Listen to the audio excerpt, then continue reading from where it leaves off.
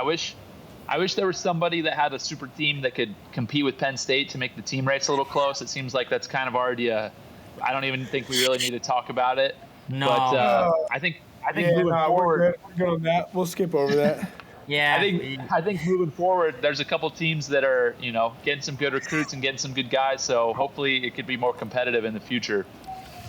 All right, question for you. What's up, brother? Even though we're ending, thoughts on the OSU coaching change and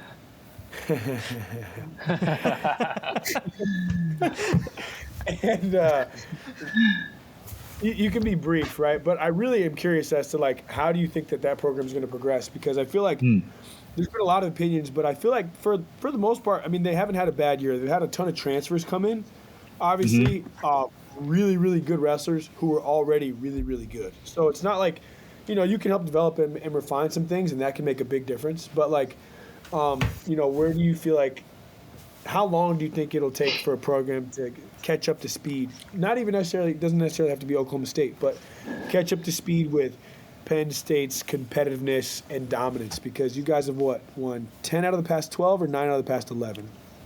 I think 11 out of the past 13.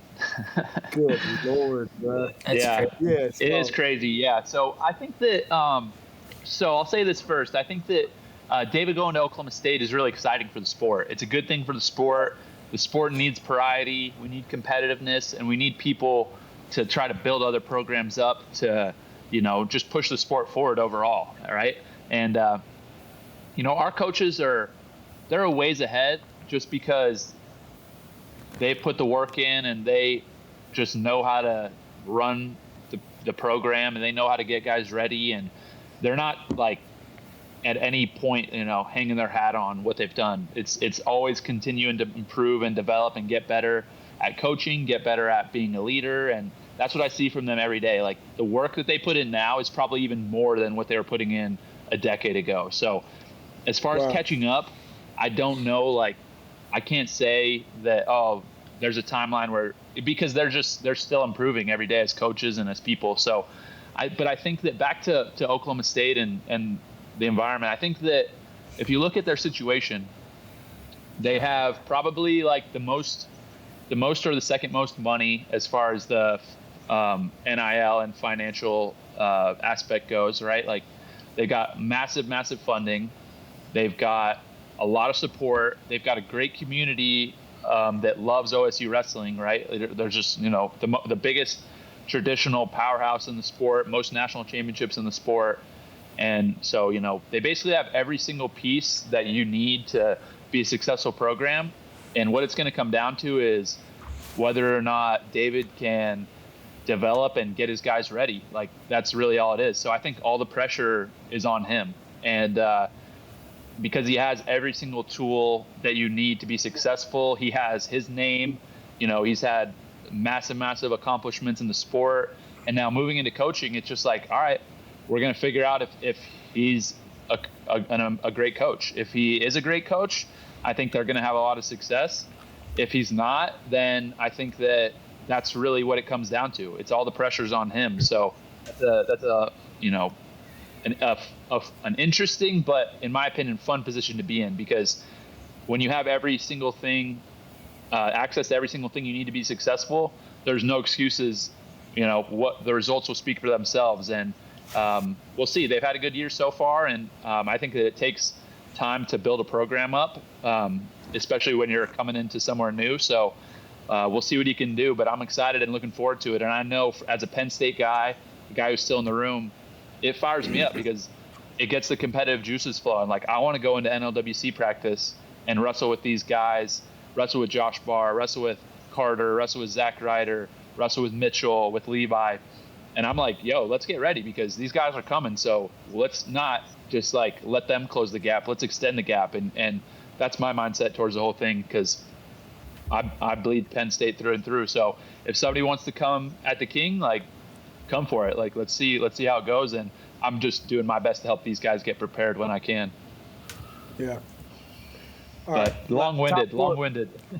Nah, but great answer, honestly. Great answer. And honestly, like, I like that perspective too about the Yeah, pressure is kind of all them. You have every single resource at your disposal, right? Like, I mean, Yeah, there's no reason why RTC, he's got Zahid, he's got Roman, he's got Joey McKenna's going in, he's got good assistants in Gilman and Jimmy. Yeah. So it's like, all right, brother, let's see if you can make it. Yeah, at the end of the day, I think that everything trickles down. When you have a good head coach, it affects the entire program. And the trickle down at Penn State has started with Kale, right? The best NCAA wrestler ever, in my opinion, one of the best wrestlers of all time in the world. And he's a guy that he does everything right, and it trickles down from him to the rest of the staff, to the athletes, to anybody involved in the program at any capacity. So now that I think that the same thing's going to happen at OSU, and we'll figure out if David, knows how to be a good leader and how to be a good coach. So it's going to be fun to watch.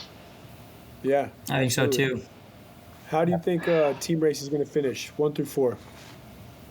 I think I'm done after that. Yeah, good. I like, obviously we got Penn State at 1.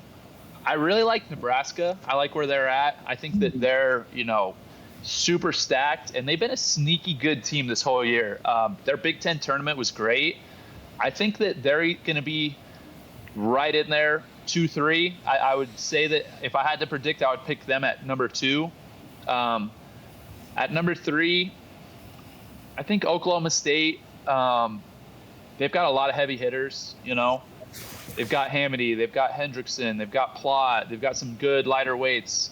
So I think that I like them right in that 3 through 5 range, but, probably 3. 4 is tough. I mean, Iowa would have to have an amazing tournament, in my opinion, to finish 4th. I don't see them finishing 4th. I think that they have potential, but yeah, I don't know. I honestly, outside the top 3, I think it's 4th is up for grabs, and even somebody could slide in at 3rd as well and end up with a trophy that if their team has a good tournament. But I like, as far as the top 3 goes, I would pick Penn State, Nebraska, Oklahoma State. And then after that, it's a little bit of a toss up. What about you guys? What do you think? I think Penn State 1. I think Nebraska 2. And then I was gonna say Oklahoma State 4th, 3rd, 4th, something like that. And yeah. I don't know who's in between. I really like what Nebraska's doing this year as in development, because I really hope Michigan, we can take something out of their book here in the next couple years when the whole 5th, 6th year COVID stuff moves, and now we focus on these guys, because I really didn't know anybody on that Nebraska team till maybe last year, this year, except besides Ridge Lovett. The rest of them, I had no idea who Van D was, who Brock Hardy was, who that kid at 125? What's Smith? Caleb Smith. I didn't know any of those kids. I don't think any of us did. So they came in hot and pretty much, they're doing an awesome job over there at Nebraska. So I'd that's what I think Michigan, we need to follow suit in that here in the next coming years, when we start really, these recruits come in and, that whole COVID stuff starts wearing off. I don't know. I think the Illinois is having a really good tournament. I don't know if they're a top 5 team right now, but in the NCAAs, but geez, I really like what they're putting together. I don't know how the outside of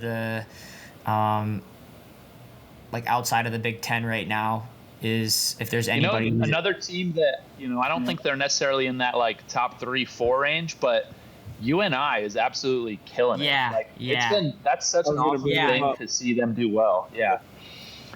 They're doing really great. I mean, they had a legit chance to beat Oklahoma State in the duel this year, and they got a lot of sneaky good guys that maybe don't get the recognition, but Colin Riabuto is very tough. Their 97 is very tough. They could easily have, I think, 4 or 5 AAs, very easily. Yeah, I agree. Could be enough to get a 4th place team finish too. Good, yeah, for sure. I think there's going to be a lot of teams from 4 through 10 that are going to be it's going to be really tight. Yeah. If you guys like that clip, check out the whole podcast here and make sure to hit that subscribe button.